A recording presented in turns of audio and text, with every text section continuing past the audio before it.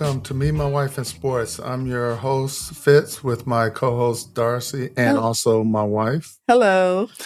We will be discussing various sport topics and giving our opinions and perspective of those sport topics. Some of the information will be statistical that we would get from some of the experts, but a lot of it will be just our take and outlook on sports. And in the near future, we'll have some guest speakers, some that you may know and a whole lot that you will not know. But we're going to make this fun and enjoyable. And without further ado, let me introduce my wife again, Darcy. Darcy? Hi, everyone. I'm Darcy, and I am an avid sports fan of all sports. Been a sports fan for a very long time. And this is one of the things that Fitzgerald and I do together. And so we thought that it'd be interesting to give a husband and wife perspective of our version of Monday morning quarterbacking sports. And so here we are. Yeah, and this should be fun because a lot of times we do agree and a lot of times we disagree when it comes to various sports and players and the way things are ran in the sports industry. Just a little background on me. I played sports pretty much all my life, all the way up to the collegiate level with basketball, and recently retired. And also my wife is retired, so we thought this would be a good opportunity to share some insight. Well, with our first topic today, we will be discussing a recap of the NFL season, which I know some folks are happy that it's over. Others wish it would last longer. I guess depending on your team, you're happy if it's over. Right. And just so you know, Darcy and I are both Cowboy fans. So turn the radio back on. We're going to talk about more than the Cowboys. We're going to be objective. We're going to be fair. Yes, we are. And we're going to have some folks who are close friends who we debate with a lot who have different teams as well. So you'll get a well-rounded perspective, and it just won't be us talking about the Cowboys for the most part. And we take them very seriously. With that said, Darcy, season has come to an end, and we've had Super Bowl this past Sunday. So give us your thoughts on the season overall and any insight you might have or perspective on what some teams may or should do. So let's see, the NFL this season, it was a 2023 season, right? Correct. So I guess, as things go, it was a pretty good season. It was a pretty decent season. The Cowboys did what we expected them to do. I think the Chiefs did what a lot of people expected them to do. The Eagles, we really thought that they were going to go much further than what they did. Well, you thought, I didn't. Yeah. I think there's some people out there that would agree with me. I mean, they just kind of fell apart in the end. I don't know what's happening with them.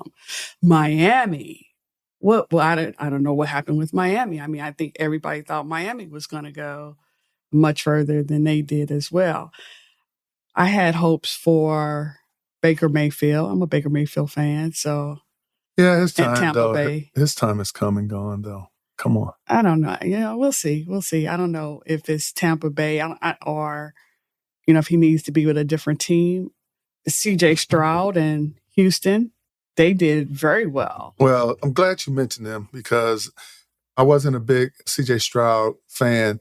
And just so for the listeners to know that we do a fantasy league, and I was thinking about drafting him as one of my fantasy quarterbacks as a dark horse, so to speak. And he actually turned out to do and did well, but I didn't draft him. I went with total different direction, which I won't say the team that I went with or the quarterback I went with. Well, don't be scared. Don't be scared now. Who was your quarterback? Well, I don't remember. See? You saving that for another episode? We'll say that for another episode. All right. But I really was drawn to the Panthers during the playoffs. I mean, they really, really surprised me. And I think they are going to be a team to contend with in the future once they get some... The Panthers, that's Bryce Young. Oh, I'm sorry. That's Bryce Young. You're right. Yeah, come on. She's correcting me already. But I know C.J. Stroud. C.J. Stroud. Okay. I know And Stroud. Stroud. Yeah. Yes. And the Texans. I know. And the Texans, even though my loyalty is with the Cowboys, I can't have two Texans in my life. But I was impressed with this young man's performance and so forth. So I look forward to seeing more of him because he didn't play like a rookie. He was well composed and everything. So yeah, he's just a good person. He seems to be grounded. He seems to be a good leader. His parents are very involved. He's got a strong faith. He's just the complete package. And the team really got on board and supported him. And I think that's what made all the difference. Not saying that other teams didn't get behind their quarterbacks, because I think they do. But you can tell that those factors with CJ really helped propel him, because he had a rough start. He did. He had a really rough start, but they got it together and they came much further than what we thought. So, well, a lot is expected of a quarterback in the NFL. They're looked at as the leader and sort of the rudder that steers the ship. And as a rookie coming in, that's a lot of responsibility. And you're a 23-year-old, 22-year-old in the NFL, and you got guys that are 28, 30 plus looking at you for, okay, what are we going to do? Exactly. It's just other teams of interest. New England, I don't know what, they got some decisions to make in New England, coaching and quarterback wise, because I don't know what they're going to do with Mac Jones. Well, they already made the coach decision. Who's going to be the coach? Mayo is the coach for New England. Okay. Yeah. You mean I do something that you didn't know? Yeah, well, it happens every now and then. The Giants. Oh, and the other team, the Jets. Oh, and Aaron Rodgers, who saw that? Come on. Nobody saw that. We watched Hard Knocks, HBO. Right. If you want to give us some sponsorship, HBO, we're giving y'all a shout out. But we watched that show and really, thought the Jets were going to be like the underdog. Right. And, Aaron is coming in to save the day. And their secondary was looking good. Oh, my God. The first game, and he's done. I want to share something with listeners. Like I stated, we have a fantasy league, which actually Darcy has been the commissioner for over 13 years running it. And one of our best friends had the first pick, and he picked Aaron Rodgers. So you know how it went from there. That was it. It was over. But yeah, who saw that coming? Right. So what's in store for the Jets? They got Breece Hall back. They had Dalvin Cook on the team. Right. They had Garrett Wilson. I mean, they had so many weapons, and they just couldn't get that quarterback position right. They put Zach Wilson in, they take Zach Wilson out. They try so many different combinations, and it just never came together. So do you think then that it was the uncertainty of the coaches not having the trust in those players? Of course, they made a lot of mistakes, but you think about it, if Aaron Rodgers is there and made those mistakes, would he have gotten pulled as quickly as the rest? Aaron probably wouldn't have made those mistakes, first of all, and he definitely That's why I said if. He wouldn't have gotten pulled. I think Aaron getting hurt and going out as quickly as he did threw the rhythm of the whole team off, just like the fan base and everybody else. I agree. Just like it took everybody out of their rhythm. And not to say that Zach wasn't prepared and ready to go, because he had been the quarterback last season. But, you got Aaron coming in, and he comes in. You now are the backup quarterback. He might have been on the sideline checking his phone when he was supposed to be paying attention, because he was like, hey, it's Aaron Rodgers. It's going to be a while before I get put in the game. And then he got put in the game, and he was like, crap. Right. It's switching gears a little bit since we're in the DMV. Let's talk about those Commanders. Oh, the Commanders. One thing that we've been watching the Commanders for years, and again, I'm not an expert. Hell, the last time I played football was in high school. But one of the things... And then you get hit once and you're just like, that's it. We didn't have to talk about that. one thing, is that all you remember? That's all I remember about your You don't football remember me days. kicking field goals or running I was going to say, playing defensive you got end? hit once and then you wanted to be the kicker. All right. Despite being 6'5", but that's okay. Okay. Go ahead. Okay. Touche. But one of the things that, since we are big Cowboy fans, and of course, Cowboys and Commanders are big rivalries, one of the things that I've always noticed with the Commanders, they rotated a lot of quarterbacks in, but they didn't give an offensive line for them to protect their quarterback. So no matter who you would put back there, it just didn't matter. And now that Rivera is out, and of course, they hired a Dallas prodigy, Quinn. So it's going to be interesting. I have my own opinions about the head coach and him running the team or navigating that team to be better. And of course, they got new ownership and a lot of different things, but you can't forget that they led the league in allowing their quarterback to get sacked nonstop. This year they did? For 2023. Wow. Yeah. I know Sam Howell led the league in some offensive stats as well, didn't he? I do not know. I believe he did. The most yards or something for quarterbacks. I mean, it was very clear the impact that the Belemini, the new offensive coordinator, had coming in from Kansas City. The impact that he had on the Commanders. I have to be careful not to say their old name because we've been in the area when they had that old name. But it was very clear what the impact that he had on them. But it was also very clear that that was not enough. Right. So the Commanders have gone through these transitions for years. It's funny, though, we did talk about how Chase Young must have felt well, leaving the Commanders and he seemed like traded. He was traded, or was he a free agent? I think he was traded. Okay, and he just seemed re-energized with San Francisco. But again, with Washington having all their woes, it makes it difficult to play in an environment like that.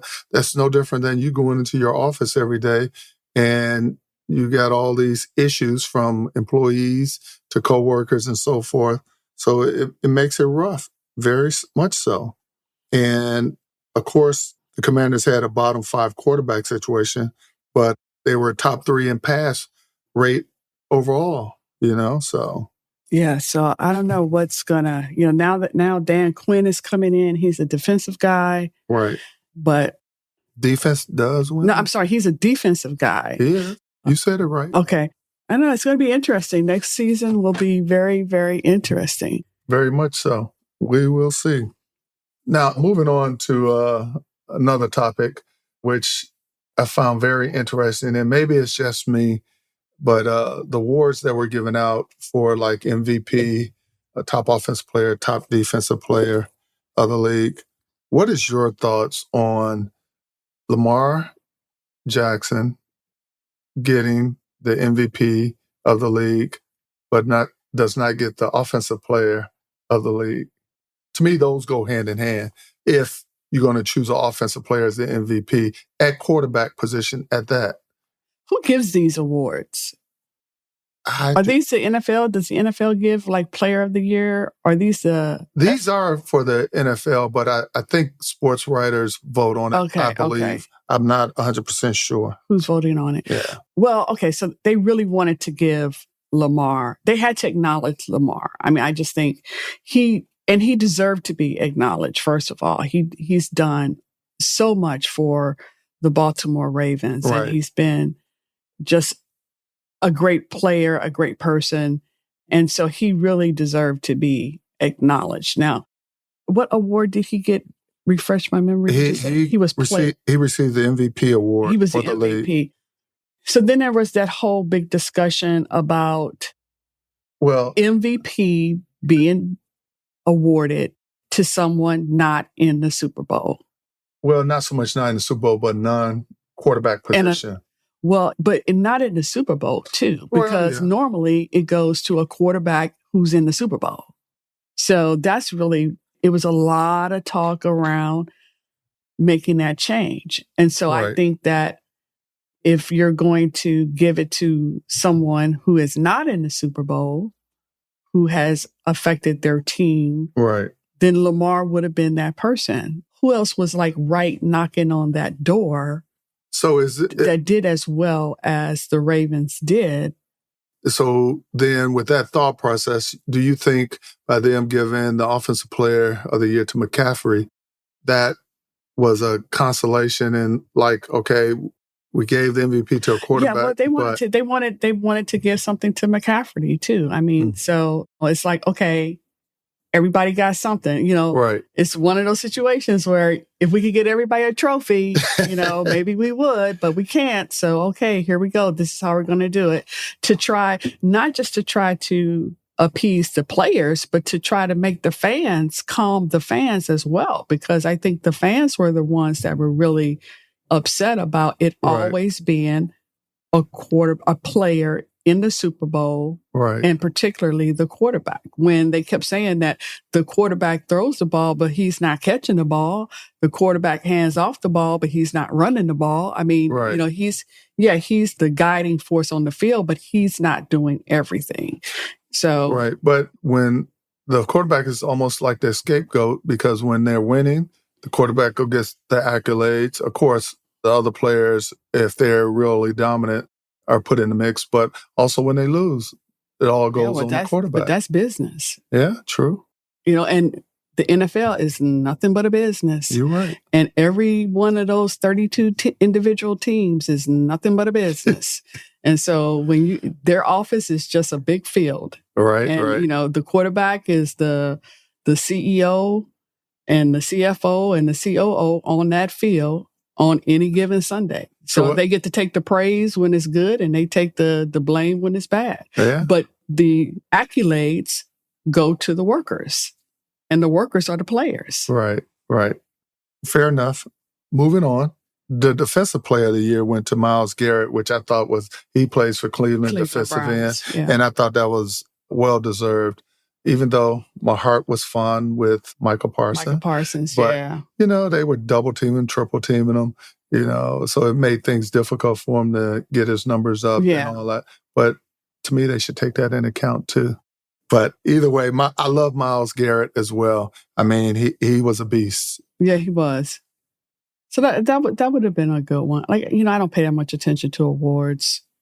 I just feel like it's popularity contest in some cases. It's very political. Yeah.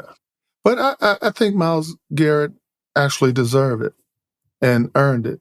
So maybe not every position, but maybe some of the key positions like the quarterback position. They should go to the system of, there was a show on, I can't think of it. Maybe it was ESPN or NFL, but it's like when they do the countdown of like the top 100 players. Right. And the players get to pick who the 100 players are.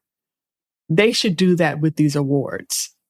It should be the players who vote for who they think is the MVP, and who they think is the defensive player. Then that gives more credibility to those awards, because the players, they are the only ones that really know what it takes to get that job done. True. We don't see the ins and outs of everyday life for those guys. Well, from what I did a quick research while you were talking, and the NFL MVP award is voted on by the Associated Press and the AP. And that's so sports writers, and if they favor a player or a team, exactly, or if, say, I'm a player and I'm not giving that interview to that particular paper or sports writer, does that taint it? That's my point. Let the players pick the MVP. What does the Associated? That's the case. Let me pick the MVP. I know more about sports than they probably do, and they're going their own prejudices and their own biases will come into play, because the player who doesn't feel like talking that day, if his name appears on a ballot, they're going to remember that and they're not going to vote for that person. Right. Yeah. And I think they made a slight change to the process, but still it's not what you were indicating, having the players be part of that piece from what I seen or read. But that could get tainted as well. Yeah. It's really no perfect system out there that I'm aware of that'll work. So we got to go with the best that we have. And at this point, this is it. Also, for our listeners, if you want to comment on anything that we have discussed, you can shoot us an email at me, my wife, and sports, all one word, at yahoo.com. Again, that's me, my wife, and sports at yahoo.com. And what we'll do, we'll read through questions or comments and address some of them on our next episode. All right. So you got all these top players, and we talked about awards for some of these guys and so forth. What do you think is the key to this upcoming draft? Well, before we go to the draft, let's talk about the Super Bowl. Okay. Now, I was going to say that for last, but okay. Full disclosure, I fell asleep on the last part of the Super Bowl because it just got boring to me. So I watched the whole thing. He watched the whole thing, and he woke me up to tell me what was happening, but I fell asleep. But the next morning, as I Monday morning quarterback so many things in retirement, they were talking about the fact that San Francisco players openly admitted they did not know the rules for overtime. Well, I blame the coaching staff on that. Just like any business, everybody has a role to play, and you're supposed to know the guidelines when, especially you going into the biggest game of your life. I mean, like, how does that happen that you don't know the rules for the parameters of the game that you're playing? I just don't understand that. And I get that the NFL rule book is ridiculous in how big it is, and the changes that are made are numerous every year. But for something like that, I was just totally floored when I was reading on the internet that the San Francisco players admitted that they didn't know the rules for overtime in the game, and how the rules are different in overtime, and how the rules have changed from even last year. In that it used to be, and you guys can listening correct me if I'm wrong, but it used to be that first team to score with a touchdown won the game. But now, both teams get a chance to score. So if you elect to receive the ball, then you have to get a touchdown so that you're up. Each team will have the opportunity to possess the ball in overtime, which is part of the new postseason Exactly. Rules. So when they got down there, I guess, and they kicked the field goal, and then you give Patrick Mahomes the ball, he's going to score a touchdown. Yeah, if you're a Patrick Mahomes fan. I'm not taking anything away from him. He's a great player, but I think people are putting him way ahead. But trying to compare him against Brady and some of the other notables. I'm not into that. I'm just into know the rules. Right. Know the rules. So who do you blame for that? I don't know. I don't know. Because there's so many individual coaches, and overall it's the head coach's job. So, Mike Shanahan should have said, okay, if we're going to receive the ball and we can't get nothing less than, not Mike, Kyle Shanahan should have said, we're going to receive the ball and we're not going to get anything less than a touchdown is satisfactory. That was just very interesting, but it was a boring Super Bowl. I don't know. I thought it was pretty good because it wasn't a blowout. It was a close game. And it had a lot of twists and turns in the beginning. Yeah, in the beginning, it was interesting, but yeah, it'll be a lesson to everybody. Right. Now, I bet you now in the off season, everybody's been told, read the rule book, not just the playbook, read the rule book. As long as they don't change it. I challenged fans to know the rules as well, because I'm sure a lot of fans were wondering why they do the things that they do sometimes. Well, a lot of us fans are seasonal fans, and then you have those fans who research and study this year round. So I get it. Like me. But you're always ready at the start of the season. You know the new players, you know the capabilities and all that. Now, all you have to do is just win one of your fantasy leagues. Win in my own fantasy league. How about that? Right. Even though I've won twice and was a recent winner. Yeah, but I thought we weren't going to talk about that. So let's move on. Well, since you got me on the other sports piece about the kicking and so forth. Well, this has been a great conversation. And unfortunately, we only have 30 minutes to discuss, in which we probably could keep going, but we will not. And with that said, one of the things I think we can do is, again, respond to some of those emails that we receive, and hopefully down the road, we'll make this show live and can get some call-ins and all those good things. With that said, Darcy, any last words? No, it's been fun. And this is just conversations that we have amongst ourselves. So if there's any other topics that you all are having out there amongst yourself, share them and we'll do that as well. And in parting, remember, your mate is a reflection of you. All right. And just so everyone to know as well, next week, we will be discussing paying college athletes and endorsements. Is it a good thing or a bad thing? And women and the equality in sports. So look forward to talking with you guys and hope you enjoyed the show.